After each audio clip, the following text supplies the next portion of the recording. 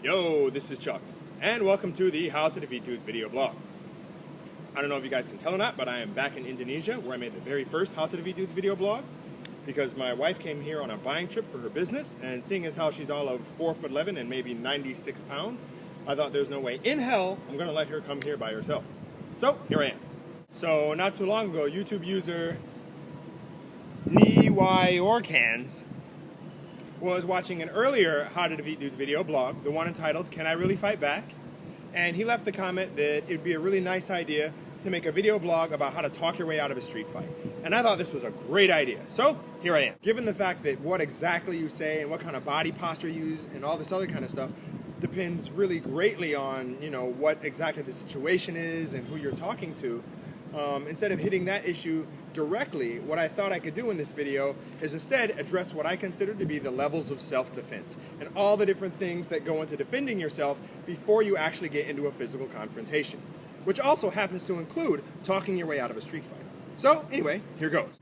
Now, the very first level of self-defense actually begins before you even leave your house, and that's situational avoidance. Now, a good example of that might be that if you have to drive across town for whatever reason, and there's a really direct, really straight route that happens to go through a more dangerous area of town, or a slightly slower way that allows you to circumvent it, you simply give yourself the extra time and give yourself a few extra minutes to take the safer route. That might seem a little bit excessive, and you might be all like, man, Chuck, what you talking about, man? I'm not gonna spend an extra 15 minutes doing all this kind of stuff when I could just go straight.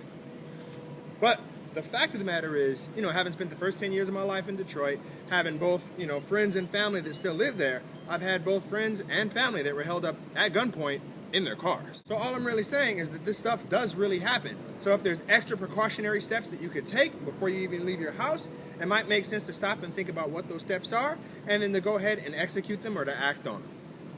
And that is self-defense. More so even than fighting. Now, another good example of that is that when I was in college, I had this really good friend who really had this thing for getting into bar fights. So what that meant for me is that eventually I stopped going to the bar with the guy.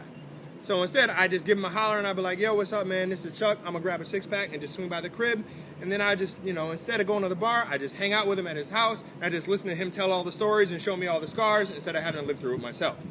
And again, that's just another way that I defended myself without necessarily having to get into any kind of fight. The next level of self-defense is personal conduct and situational awareness. The fact of the matter is, sometimes life happens. Sometimes, your car runs out of gas, or you just happen to end up in some place that you really don't want to be in, or, you end up in that dark alleyway when you had no intention of being there. Even if you end up in these deep, dark places that you don't want to be, that doesn't mean that you can't conduct yourself in such a way that you can still keep yourself safe. A good example of that might be that if you're walking home late at night, you have to go through an area that you kind of don't want to go through, but you just have to, and you got your headphones on and you're sitting up there just bumping, right? Instead, you just turn off the music, you take off the headphones so that you can hear if somebody's coming up behind you or people are talking around you, just so that you can be completely aware of the situation. Another really important tactic when you're in these kinds of situations that you don't want to be in is to conduct yourself in a way to convey that you're not going to be a target. One way that civil society actually closely resembles the animal kingdom is the fact that for the most part, predators only prey on the weak. Lions don't hunt tigers, you know what I'm saying? People who prey on other people only want really easy targets. They don't want somebody that's going to put up a hell of a fight that could potentially damage or hurt them, or that could, put up such a fight that somebody might notice and then, call the police or something. They want people that they can get in, take what they want, and then get out. What that means for you is that you need to conduct yourself in such a way so as to convey the fact that you will not be an easy target. That means when you walk, you need to walk confidently with your head up high, although not arrogant or cocky. And, you need to make sure that you maintain a serious awareness of your environment, that you're very alert, and that people can see that you're alert and you're aware of your environment. If you do that, these people who may be interested in trying to assail you may actually take one look at you and be like, you know what, I'm not going to mess with this guy. He'd probably be trouble. I'm going to wait for the next person who isn't paying attention. A really good example of that is I have a friend back in Michigan, a fellow martial artist, probably about, maybe in her mid-40s or so, and she's probably only about 5'1" or 5'2" at the most. And she was walking back to her car late one night, really deserted parking lot, nobody was around, and she was aware and she noticed that somebody was following her. And then this guy followed her all the way back to her car, and then at which point she turned around and she screamed in his face, "What the hell do you want?" And she actually caught the guy completely off guard, and then he just looked at her and just said nothing, and then he walked away. And as far as I'm concerned, that's good self-defense. She didn't have to raise a finger. Now, what I would consider to be the third level of self-defense is diffusing the situation verbally. Now, levels 1 and 2 actually deal with avoiding victimization, whereas level 3 actually deals with what to do when you're in this bad situation that you really don't want to be in. Going back to my niece and my friend who were actually robbed in their cars in Detroit, for them, that meant actually swallowing the bitter pill and then just doing what the guy wanted and giving them their money. Now, for my niece, that meant losing all of the money that she had in her wallet. For my friend, that meant losing all of his money, losing his jacket, losing his shoes, and getting his car stolen and being left in Detroit in the middle of the night, in the middle of winter. And that sucks. But the fact of the matter is, both of them walked away from the situation without a scratch. So, as far as I'm concerned, again, that's self-defense. They managed to escape without getting hurt and with nothing more than bruised egos. I know that for big guys or for, trained martial artists, this can be a really, really bitter pill to swallow.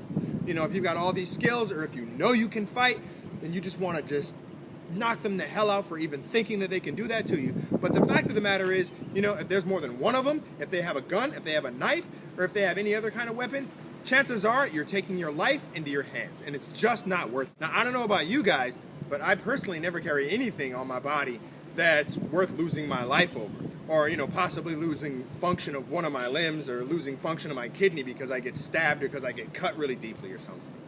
Now I know even if you're carrying like, maybe $200, $300, whatever, that can really, really suck to lose. But the fact of the matter is, if you end up going to the hospital or you end up getting seriously critically hurt, that's going to cost you way more money and, way more damage to your life than if you just give me your frickin' money. I mean, it's only money. The last level, level 4, is diffusing the situation physically. This is what we as martial artists basically spend our whole lives training for. Even if you're really, really well trained, fighting is the very, very last resort, and it should be treated as such. Just because, again, street fights can be extremely dynamic. You never know what somebody could bring into the mix. You never know what kind of weapons that they might have. And even if you're a lot bigger, even if you're a lot stronger, you just don't know if you don't know the person. So it's just not worth it if you can avoid it. A good example of that comes from a friend of mine who just got back from Vietnam. He said he had this really good Vietnamese friend that he was hanging out with. The guy was only about maybe 5 foot tall, seemed like the nicest guy in the world. They decided to go to a bar together. While they're at the bar, they're having a good time. But then, this big, maybe 6'5", 6'4" Western guy cuts in front of the Vietnamese guy in line. Vietnamese guy gets angry. Western guy refuses to apologize to the Vietnamese guy. Eventually, the Western guy decides to swing at him, probably thinking that this little Vietnamese guy would be nothing. But as soon as he does, the Vietnamese guy just whips out a knife, cuts him across the arm, and then from there just goes in and basically just starts cutting him to pieces, all over his chest, all over his arms, all over his face and neck. And I can guarantee you that for that big Western guy, his big ego was not worth that. If you're a trained martial artist, and like Hapkido, Aikido, MMA, Jiu-Jitsu, a lot of really cool joint locks, a lot of really cool chokes or ways to just take somebody down to the ground. All that stuff is good, all that stuff is cool, but the fact of the matter is, if you get tied up with somebody and then the situation involves more than one person, that's very, very dangerous. So even those kinds of techniques certainly have their limitations and self-defense application. If you're a martial artist that comes from a striking system background, for example, like karate, taekwondo, Muay Thai, boxing, all these, being able to stay mobile and staying on your feet is always better than being on the ground if you can help it, particularly if there's the chance that there might be more than one person that you're engaging. But the fact of the matter is, with striking, if you hit them and if you don't knock them out, you're necessarily going to seriously escalate the situation, particularly if they've already got adrenaline in their system and they may not be feeling pain as much.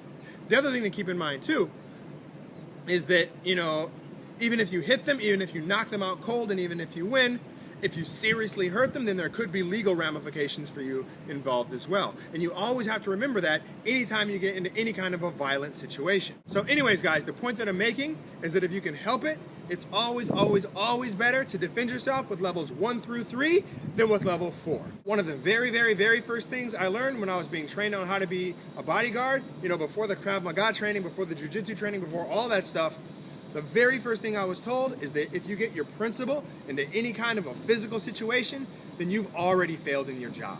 And to be honest, I think the same thing goes with martial arts and with self-defense. So guys, in making this video, I'm not trying to lecture you guys. I'm not trying to talk down on you to tell you, this is how you need to behave as adults or anything of that nature. But I've spent 20 years of my life fighting people, and then 10 years of my life guarding, at times, really important people. So all I'm really trying to do is just share all the things that I've learned and share the expertise that I've gained with you, so that ultimately, as martial artists or even just as normal people watching this video, you can kind of find your own way to defend yourself or to take care of yourself, and hopefully do it without having to use any kind of violence. Okay? That's all that I have to give. That's all that I have to share. Okay, this is Chuck, and hopefully see you next time. Yosh!